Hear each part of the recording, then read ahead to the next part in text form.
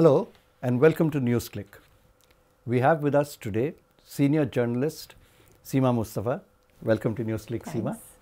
Seema Mustafa has just come back from Pakistan about 10 days ago, and NewsClick thought we'd take this opportunity to cover some ground and find out what's happening in Pakistan and what's happening in the India-Pakistan relation.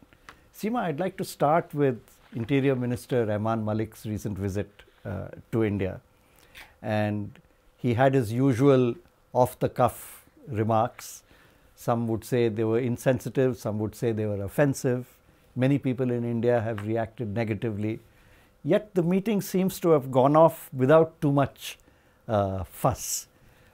Is this a sign of poor response by the Indian interlocutors, which is what the opposition would say, or is this a sign of slightly growing maturity so that Indo-Pak relations can actually go beyond these irritants? I think interestingly it's growing maturity this time around, because I think they had decided, the Indians and also the delegation, the Pakistani officials, that they would take this forward. And it's interesting that despite all that hype from Malik, they didn't allow it to come in the way of relaxing or officializing, for want of another word, the visa regime and the various talks that they've had and to meet again. So obviously they decided they're not going to take umbrage at it. I'm not really sure what he was doing. I mean, obviously the election's on. Playing to the domestic gallery? But I think the domestic gallery has also had enough of this. I mean, the sense that you get in Pakistan is that this India bashing doesn't really work.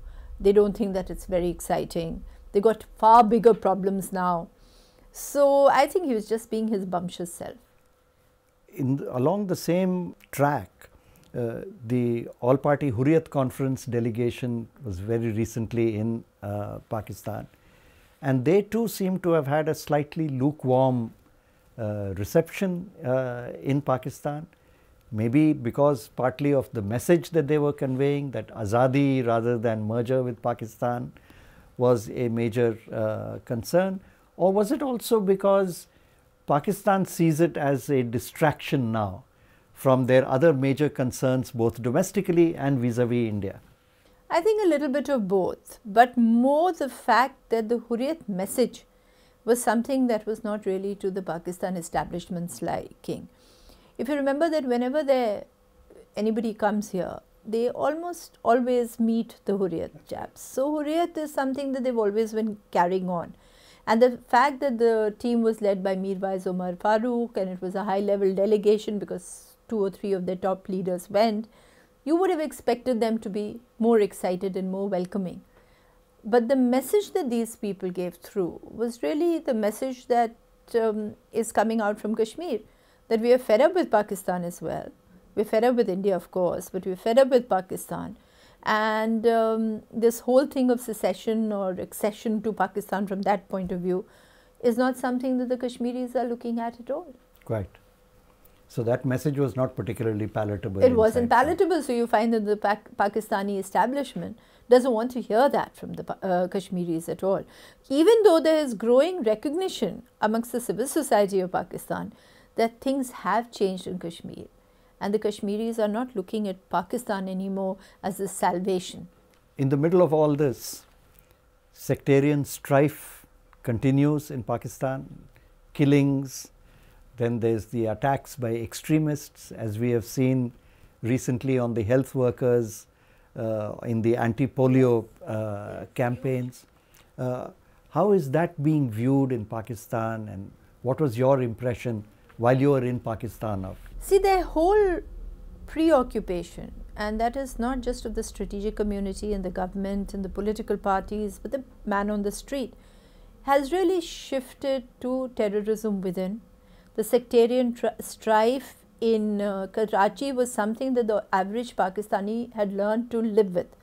But that has now assumed sort of terrorist kind of dimensions, where they're not really sure that it is at the level of that sectarian strife that they'd been seeing before. So there is that fear and apprehension that it is being captured by the larger terrorist elements. Then the other trouble is, of course, and the worry is about Afghanistan and the pullout of the American troops in 2014. So that is a huge issue for the Pakistanis, because if the Taliban comes to power, who was actually nurtured at one point by the Americans and now by the Pakistanis themselves, but if they come to power, then it means more violence, means more of this kind of violence that's been hitting the Pakistanis on a daily basis, and there's a great deal of worry. So there is this whole preoccupation with the events leading up to 2014 and post 2014. This anxiety about the Taliban, it's a double-edged sword, obviously, because on the one hand, the Pakistani establishment and the military in particular have always looked for strategic depth in Afghanistan, and have always looked to the Taliban to deliver this strategic depth. And at the same time, today there is apprehension. Is this because of the Taliban per se, or is this also because of the Pakistani Taliban, as they are called? Yeah, absolutely, Raghu. It's actually to do with the fact that now it's just the Taliban. It isn't that. It is the Pakistani Taliban, which is as virulent, more effective in its strikes within Pakistan. So there, it is to do with that as well. As far as the other Taliban is concerned, it is almost a matter of common knowledge that, you know, leaders like Mullah Umar are staying and living in Karachi or Quetta or whatever, you know, and they are in Pakistan, let's put it like that. The top leadership is there. So recently, very recently, it hasn't really been advertised, but Karzai, Hamid Karzai, the president of Afghanistan, has evolved a plan which was really hatched in Turkey when the Afghanistan government and the Pakistanis met, and this was underwritten by the Americans, of the surrender of certain Taliban, that they'll be co-opted in government, they'll be given a space provided that they shun violence. And apparently this plan is really it's been given to the Pakistanis officially, and it is under implementation. So it's interesting. We have to see where that will go.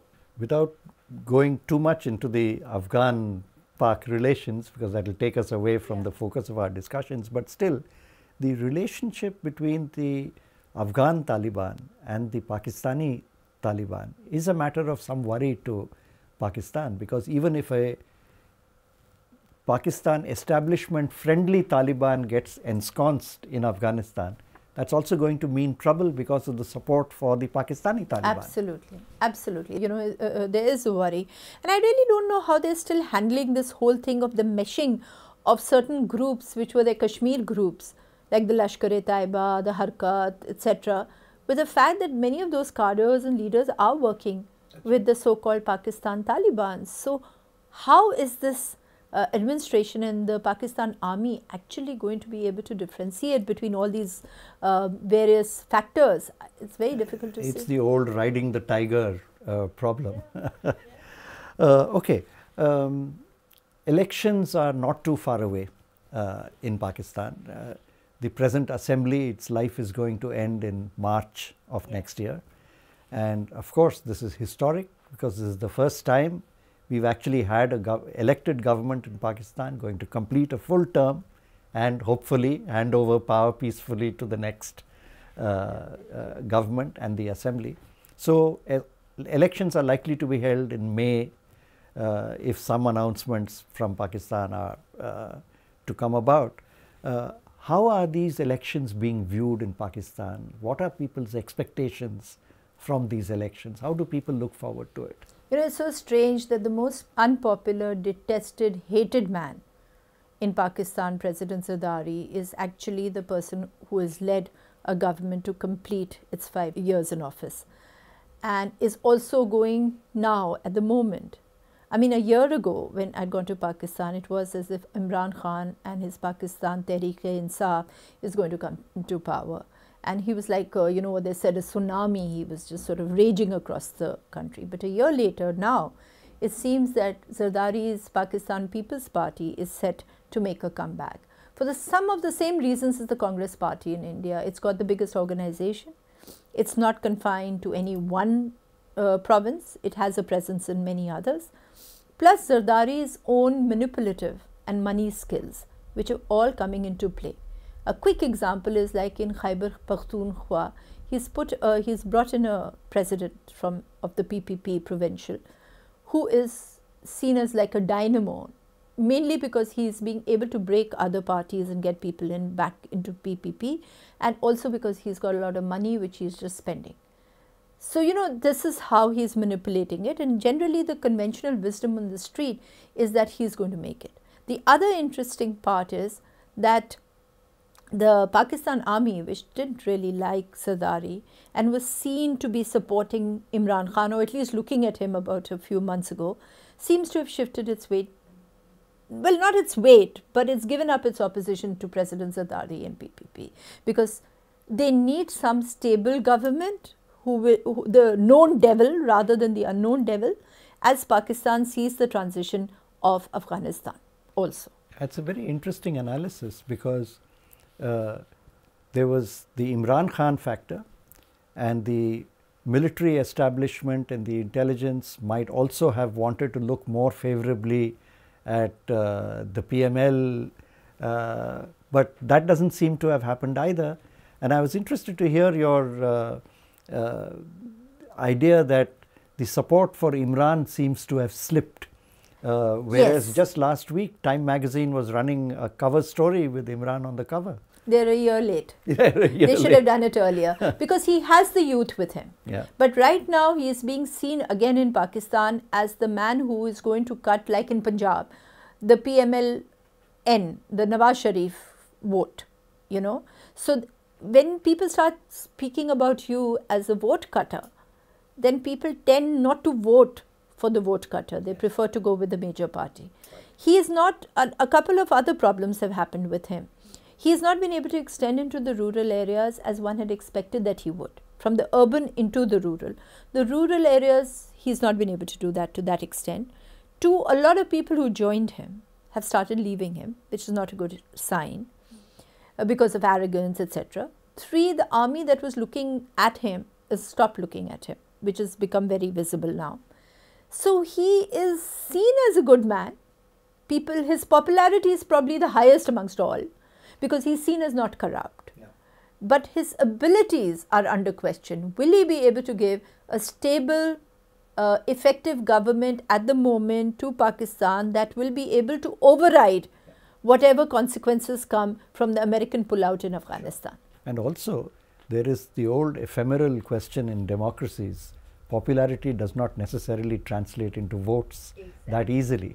Exactly. Seema, lastly, in the context of the elections, two major institutions in Pakistan have always played a role.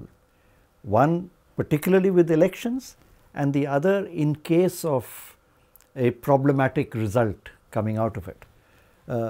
One is the judiciary and the other is the army. I'd like to ask you to reflect a little on what role do you think the judiciary is going to play, given the recent conflicts that Pakistan has seen between the judiciary and the legislature over the Prime Minister and the contempt of court and all that stuff. And where does the army stand in all this? You know, it's very interesting you ask that, because there's been a dramatic shift which has been noticed to some extent, maybe not noticed internationally in the manner it should have. Till now, if you remember, both the judiciary and the army were opposing President Zardari. Both were in conflict with him. The judiciary actually made him change a prime minister, because that Prime Minister Gilani was not writing a letter to the Swiss authorities questioning Zardari's involvement. The second Prime Minister has done it, and nothing has yet come of it. More recently, he has mended fences, Zardari has mended fences with the army. And today, at the moment, as we are speaking, the standoff is between the army and the judiciary. And that is very interesting, because the judiciary has brought up that 1990 case involving the former army general Aslam Beg of giving money to another party to defeat the PPP, right? So now that is something which General Kiani, who is the Pakistan army chief, has spoken out against and said that the judiciary should be where they are. So there is a standoff at the moment, or a face-off between the army and the judiciary, while the political parties seem to be out of the net of both. Now, how this is going to play itself out is something again that needs to be watched. Thank you very much, Seema. Very interesting interview. Very good insight into what's happening in Pakistan. Of course, there's no easy answers to any of these questions, but we'll wait and watch. Thanks. Thank you.